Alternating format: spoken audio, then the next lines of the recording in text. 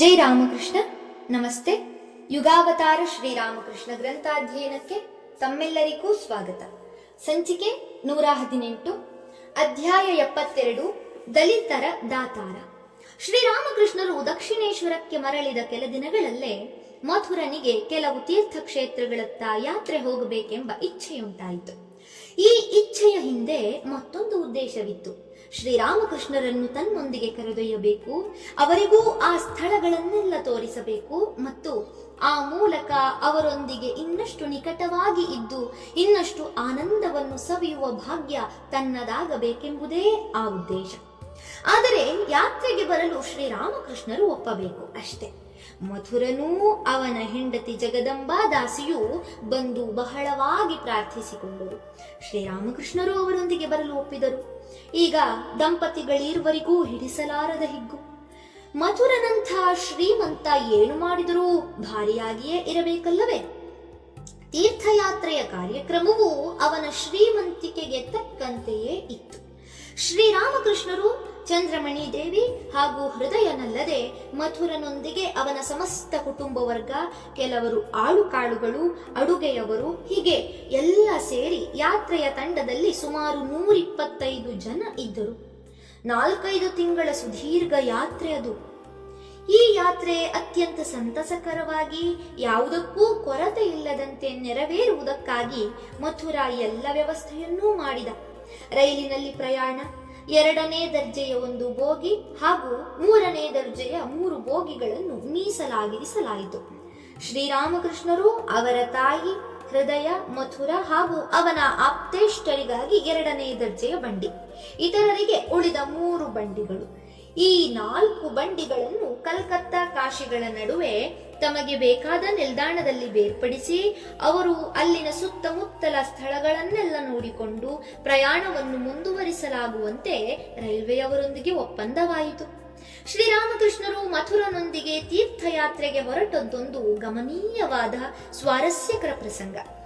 ಶ್ರೀರಾಮಕೃಷ್ಣರು ತೀರ್ಥಯಾತ್ರೆ ಮಾಡಿ ಹೊಸದಾಗಿ ಗಳಿಸಬೇಕಾದ ಪುಣ್ಯವೇನಿದೆ, ಸಾಧಿಸಬೇಕಾದ ಪುರುಷಾರ್ಥವೇನಿದ್ದೀತು ಎಂಬ ಪ್ರಶ್ನೆ ಇಲ್ಲಿ ಸಹಜವಾಗಿಯೇ ಏಳುತ್ತದೆ. ಏಕೆಂದರೆ ಅವರು ಎಲ್ಲರಂತೆ ಒಬ್ಬ ಸಾಮಾನ್ಯ ಮರ್ತ್ಯನಲ್ಲ, ಅಥವಾ ಕೇವಲ ಒಬ್ಬ ಸಾಧಕನೋ ಸಂತನೋ ಅಲ್ಲ. ಅವರೊಬ್ಬ ಅವತಾರ ಪುರುಷ. ಈ ಅಂಶ ಹಿಂದೆ ಹಲವು ಬಾರಿ ನಮ್ಮ ಗಮನಕ್ಕೆ ಬಂದಿದೆ, ಮುಂದೆಯೂ ಅಂಥದನ್ನು ನೋಡಲಿದ್ದೇವೆ. ಅಲ್ಲದೆ ತಮ್ಮ ಇರವಿನಿಂದ, ಅಪೂರ್ವ ಸಾಧನೆಗಳಿಂದ ಮತ್ತು ತನ್ಮೂಲಕ ಆ ದಕ್ಷಿಣೇಶ್ವರದ ನೂತನ ದೇಗುಲದಲ್ಲಿ ದೇವಿಯನ್ನು ಜಾಗೃತಗೊಳಿಸುವುದರ ಮೂಲಕ ತಾವಿದ್ದ ಸ್ಥಳವನ್ನೇ ಪುಣ್ಯಕ್ಷೇತ್ರವನ್ನಾಗಿಸಿದವರು ಅವರು. ಹೀಗಿರುವಾಗ ಯಾವ ಕ್ಷೇತ್ರಕ್ಕೆ ತಾನೇ ಹೋಗಿ ಅವರಿಗೇನಾಗಬೇಕಾಗಿದೆ? ಈ ಪ್ರಶ್ನೆಯ ಬಗ್ಗೆ ಸ್ವಾಮಿ ಶಾರದಾನಂದರು ಲೀಲಾ ಪ್ರಸಂಗದಲ್ಲಿ ಸುದೀರ್ಘವಾಗಿ ಸಮಾಲೋಚಿಸಿದ್ದಾರೆ. ಪ್ರತಿಯೊಬ್ಬ ಆಧ್ಯಾತ್ಮಿಕ ಸಾಧಕನೂ ಲೋಕಹಿತದ ದೃಷ್ಟಿಯುಳ್ಳವನಾಗಿರಬೇಕು. ಆದ್ದರಿಂದ ಆತ ಲೋಕ ಸಂಪರ್ಕದಲ್ಲಿದ್ದು ಜನರ ನಡೆ ನುಡಿಗಳನ್ನು ಗಮನಿಸುತ್ತಲೇ ಇರಬೇಕು. ಜನರ ಧಾರ್ಮಿಕ ಸ್ವಭಾವವೆಂಥದು, ಅದು ಯಾವ ಮಟ್ಟದಲ್ಲಿದೆ ಎಂಬುದನ್ನು ತಿಳಿದಿರಬೇಕು. ಧರ್ಮ ಸಂಸ್ಥಾಪನೆ ಹಾಗೂ ಲೋಕ ಸಂಗ್ರಹಕ್ಕಾಗಿ ಜನ್ಮವೆತ್ತಿ ಬರುವ ಅವತಾರ ಪುರುಷನಿಗೆ ಈ ಮಾತು ವಿಶೇಷವಾಗಿ ಅನ್ವಯವಾಗುತ್ತದೆ. ಆದ್ದರಿಂದ ತೀರ್ಥಯಾತ್ರೆಯ ನೆಪದಲ್ಲಿ ರಾಷ್ಟ್ರದ ವಿವಿಧ ಭಾಗಗಳ, ವರ್ಗಗಳ ಜನಜೀವನ ಕ್ರಮವನ್ನು ಅರಿತುಕೊಳ್ಳುವ ಉದ್ದೇಶವೂ ಈಡೇರುತ್ತದೆ.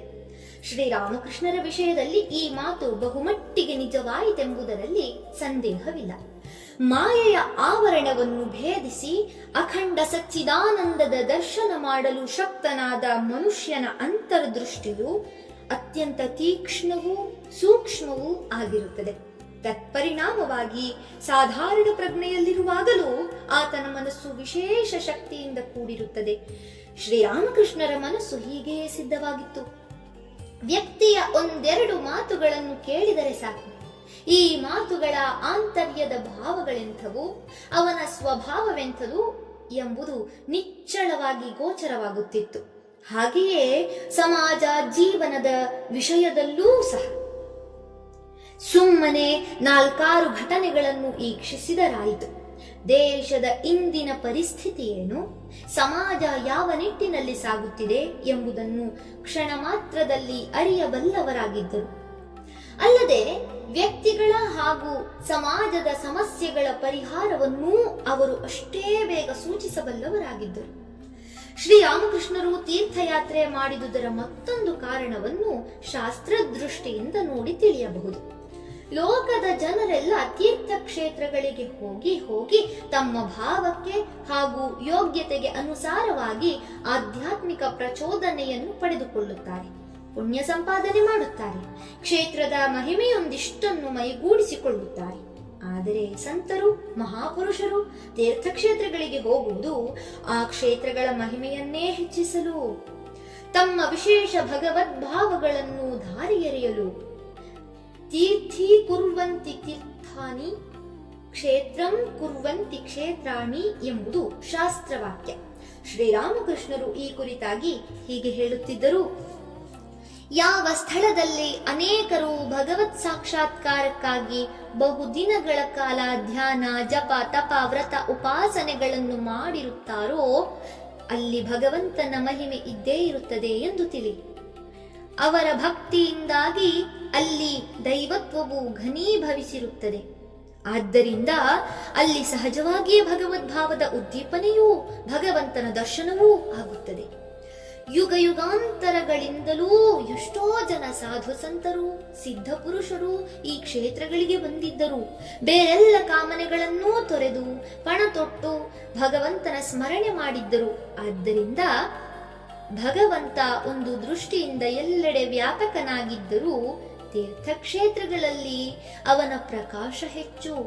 ಹೇಗೆಂದರೆ, ಭೂಮಿಯನ್ನು ಅಗೆದರೆ ಎಲ್ಲ ಕಡೆಗಳಲ್ಲಿಯೂ ನೀರು ಸಿಗುವುದೇನೋ ನಿಜವೇ, ಆದರೆ ಬಾವಿ, ಕೆರೆ ಅಥವಾ ಸರೋವರ ಇರುವಲ್ಲಿ ನೀರು ಬೇಕೆಂದರೆ ನೆಲ ಅಗೆಯಬೇಕಾಗಿಲ್ಲ, ಅಲ್ಲಿ ನೀರು ಸಿದ್ಧವಾಗಿಯೇ ಇರುತ್ತದೆ. ಹೀಗಿದೆ ತೀರ್ಥಕ್ಷೇತ್ರಗಳ ಮಹಿಮೆ. ಈಗ ಶ್ರೀರಾಮಕೃಷ್ಣರಿಂದೊಡಗೂಡಿದ ಯಾತ್ರಿಕರ ತಂಡ ಹೌರಾ ನಿಲ್ದಾಣದಿಂದ ಹೊರಟಿತು. ಅಂದು 1868 ಜನವರಿ 27. ಎಲ್ಲರೂ ಅತ್ಯಂತ ಆನಂದದಿಂದಿದ್ದಾರೆ. ಟ್ರೈನಿನಲ್ಲಿ ಪ್ರಯಾಣ ಮಾಡುತ್ತಾ ಶ್ರೀರಾಮಕೃಷ್ಣರು ಬಾಲಕನಂತೆ ಹಿಗ್ಗುತ್ತಿದ್ದಾರೆ. ದಾರಿಯಲ್ಲಿ ಸಿಗುವ ಹೊಸ ಹೊಸ ಊರುಗಳನ್ನು, ನದಿ, ಕೆರೆ, ಹೊಲ, ಗದ್ದೆಗಳನ್ನು ಕುತೂಹಲದಿಂದ, ಕೆಲವೊಮ್ಮೆ ಬೆರಗಿನಿಂದ ನೋಡುತ್ತಿದ್ದಾರೆ. ಅವರ ಮನದಲ್ಲಿ ಹೊಸ ಹೊಸ ವಿಚಾರಗಳ ಸ್ಫುರಣೆಯಾಗುತ್ತಿದೆ. ಇನ್ನು ಕೆಲವೊಮ್ಮೆ ಅವರು ದಿವ್ಯ ಭಾವವನ್ನ ತಾಳುತ್ತಾರೆ. ಆಗ ಅವರ ಬಾಯಿಂದ ಹೊರಬೀಳುವ ಅಮೂಲ್ಯ ಆಧ್ಯಾತ್ಮಿಕ ವಿಚಾರಗಳನ್ನು ಆಲಿಸಲು ಮಥುರನೂ ಇನ್ನಿತರರೂ ಕಾದಿರುತ್ತಾರೆ. ಆಗಾಗ ಅವರು ಭಾವ ಸಮಾಧಿಗೆ ಏರುವುದೂ ಉಂಟು. ಜೊತೆಗಿರುವವರೆಲ್ಲ ಈ ದಿವ್ಯ ಪುರುಷನ ಸಹವಾಸದಲ್ಲಿರುವ ತಾವೇ ಧನ್ಯರು ಎಂದು ಭಾವಿಸುತ್ತಾರೆ. ಯಾತ್ರಿಕ ತಂಡದ ಮೊದಲ ನಿಲುಗಡೆ ದೇವಘರದಲ್ಲಿ. ಶ್ರೀ ವೈದ್ಯನಾಥ ಇಲ್ಲಿನ ಮುಖ್ಯ ದೇವತೆಯಾದ್ದರಿಂದ ಇದಕ್ಕೆ ವೈದ್ಯನಾಥ ಧಾಮ ಎಂಬ ಹೆಸರು ಇದೆ. ಇಲ್ಲಿ ಅವರೆಲ್ಲ ವೈದ್ಯನಾಥ ಸ್ವಾಮಿಯ ದರ್ಶನಕ್ಕಾಗಿ ಕೆಲವು ದಿನ ನಿಂತರು. ಈ ಸಮಯದಲ್ಲಿ ಒಂದು ಮಹತ್ವದ ಘಟನೆ ನಡೆಯಿತು. ಒಂದು ದಿನ ಶ್ರೀರಾಮಕೃಷ್ಣರು ಮಥುರಾ ಮತ್ತಿತರರೊಂದಿಗೆ ಸಮೀಪದ ಯಾವುದೋ ಗ್ರಾಮದ ಮೂಲಕ ಹೋಗುತ್ತಿದ್ದರು. ಅದಾವುದೋ ದಟ್ಟ ದರಿದ್ರ ಹಳ್ಳಿ. ಎಲ್ಲಿ ನೋಡಿದರಲ್ಲಿ ದರಿದ್ರ ಕಳೆ ಸುರಿಯುತ್ತಿದೆ. ಶ್ರೀರಾಮಕೃಷ್ಣರಿಗೆ ಬಡತನವೇನೂ ಹೊಸದಲ್ಲ. ಆದರೆ ಆ ಜನರನ್ನು ನೋಡಿದಾಗ ಮಾತ್ರ ಅವರ ಹೃದಯ ಕರಗಿ ಕಣ್ಣೀರಾಗಿ ಚಿಮ್ಮಿತು. ಆದರೆ ಆ ಹಳ್ಳಿಗರಿಗೆ ಕೊಡಲು ತಮ್ಮದೆಂಬುದು ಅವರ ಬಳಿ ಏನಿದೆ? ಆದ್ದರಿಂದ ಮಥುರನಿಗೆ ಹೇಳಿದರು, ಮಥುರ, ನೋಡಿದೆಯಾ ಇವರ ಅವಸ್ಥೆಯನ್ನು? ಇವರು ತಮ್ಮ ಜನ್ಮದಲ್ಲಿ ಒಂದೇ ಒಂದು ಬಾರಿಯಾದರೂ ಹೊಟ್ಟೆ ತುಂಬ ಮನಸ್ತೃಪ್ತಿಯಾಗುವಂತೆ ಉಂಡಿರಲಾರರು. ಇವರ ತಲೆಗೂದಲೆಲ್ಲ ಜಟೆಗಟ್ಟುತ್ತಿದೆ. ಎಣ್ಣೆ ನೀರು ಕಂಡು ಎಷ್ಟು ವರ್ಷಗಳಾದವೋ. ಬಟ್ಟೆಯಂತೂ ಚಿಂದಿ ಚಿಂದಿ. ಇವರಿಗೇನಾದರೂ ಸ್ವಲ್ಪ ಸಹಾಯ ಮಾಡುವುದು ನಿನ್ನ ಧರ್ಮ. ನೀನು ಜಗನ್ಮಾತೆಯ ಪಾರುಪತ್ಯಗಾರ. ನಿನ್ನ ಹಣವಿರುವುದು ಆಕೆಯ ಮಕ್ಕಳ ಸೇವೆಗಾಗಿಯೇ. ಈಗ ನೀನು ಇವರಿಗೆಲ್ಲ ತಲೆಗೆ ಹಚ್ಚಲು ಎಣ್ಣೆ, ಒಂದು ದಿನ ಹೊಟ್ಟೆ ತುಂಬ ಊಟ ಹಾಗೂ ಒಬ್ಬೊಬ್ಬರಿಗೆ ಒಂದೊಂದು ಬಟ್ಟೆ, ಇಷ್ಟನ್ನು ಒದಗಿಸಿಕೊಡು. ನನಗಾಗಿ ಇಷ್ಟನ್ನು ಮಾಡುತ್ತೀಯಾ? ಮಥುರ ಸ್ವಭಾವತಃ ಸ್ವಲ್ಪ ಕೃಪಣ. ಈಗ ಯಾರೋ ಕಂಡರಿಯದ ಈ ಹಳ್ಳಿಗರಿಗೆ ಅದು 100 ಜನಕ್ಕೆ ಅಷ್ಟೊಂದು ಹಣ ಖರ್ಚು ಮಾಡಬೇಕೆಂದರೆ ಮನಸ್ಸು ಒಪ್ಪೀತೆ. ಆದರೆ ಶ್ರೀರಾಮಕೃಷ್ಣರ ಕೋರಿಕೆಯನ್ನು ತಳ್ಳಿ ಹಾಕುವುದು ಹೇಗೆ? ಮಥುರ ಹಿಂಜರಿಯುತ್ತಲೇ ಹೇಳಿದ, ಅಪ್ಪ, ನಮ್ಮ ತೀರ್ಥಯಾತ್ರೆಗೆ ಇನ್ನೂ ಬಹಳ ಖರ್ಚು ತಗಲುತ್ತದೆ. ಅಲ್ಲದೆ ಇವರೂ ಬಹಳ ಜನರಿದ್ದಾರೆ. ಇವರಿಗೆಲ್ಲ ಊಟ ಬಟ್ಟೆ ಕೊಡಬೇಕೆಂದರೆ ಅದು ಸಣ್ಣ ಬಾಬತ್ತೇನಲ್ಲ. ಇದರಿಂದ ಮುಂದೆ ಯಾತ್ರೆಗೆ ತೊಂದರೆಯಾಗಬಹುದು. ಆದ್ದರಿಂದ ಈಗ ಏನು ಮಾಡಬೇಕೆನ್ನುತ್ತೀರಿ? ಆಗ ಶ್ರೀರಾಮಕೃಷ್ಣರ ಹೃದಯದಲ್ಲಿ ಒಂದು ಅಪೂರ್ವ ಆವೇಶ ಉಂಟಾಯಿತು. ಅವರೆಂದರು, ಹೋಗೋ ಹುಚ್ಚ, ನಿನ್ನ ಕಾಶಿ ಯಾತ್ರೆ ಯಾರಿಗೆ ಬೇಕಾಗಿದೆ? ನಾನು ಇವರ ಜೊತೆಯಲ್ಲಿಯೇ ಇದ್ದು ಬಿಡುತ್ತೇನೆ. ಪಾಪ, ಇವರಿಗೆ ಯಾರೂ ದಿಕ್ಕಿಲ್ಲ. ನಾನಿವರನ್ನು ಬಿಟ್ಟು ಹೋಗಲಾರೆ. ಹೀಗೆನ್ನುತ್ತಾ ಬಾಲಕನಂತೆ ಹಠ ಹಿಡಿದು ಆ ಬಡ ಜನರ ನಡುವೆ ಕುಳಿತು ಬಿಟ್ಟರು. ಮಥುರನಿಗೆ ದಿಕ್ಕೇ ತೋಚದಂತಾಯಿತು. ಅಲ್ಲದೆ ಅವರ ದಯಾರ್ದ್ರತೆಯನ್ನು ಕಂಡು ಅವನೂ ಕರಗಿ ಹೋದ.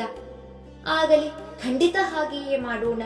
ನೀವೀಗ ದಯವಿಟ್ಟು ಎದ್ದು ಗಾಡಿಗೆ ಬನ್ನಿ ಎಂದು ಪರಿಪರಿಯಾಗಿ ರಮಿಸಿ ಸಮಾಧಾನಪಡಿಸಿದ.